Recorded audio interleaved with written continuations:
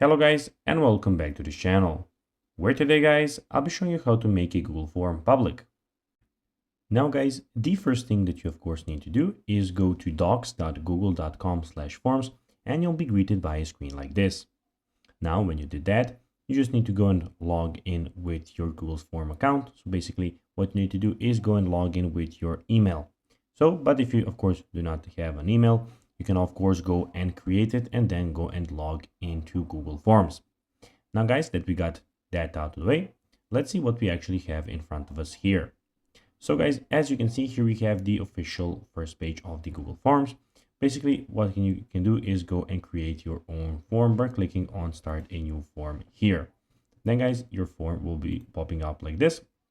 Of course, in the top left corner, as you can see, we have the docs, sheets, slides, we have the forms, we have the settings option, we have the help and feedback where you can go and check out some if you have some questions, and we have your Google Drive here. Also in the top we have the search bar where you can go and search for some templates or something like that. Here you have your recent forms. As you can see, we just opened the form, so we have a recent form. And of course, in the top right corner, we have your account. So basically this is where you can go and switch from an account to an account.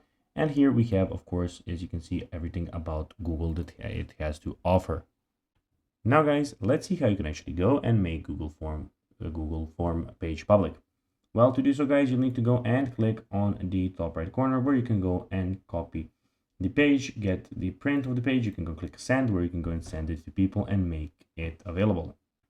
So guys, that will be everything for this video. I hope that you found this video informative and entertaining guys. If you did, don't forget to like this video, share it, subscribe to the channel and put the notifications on.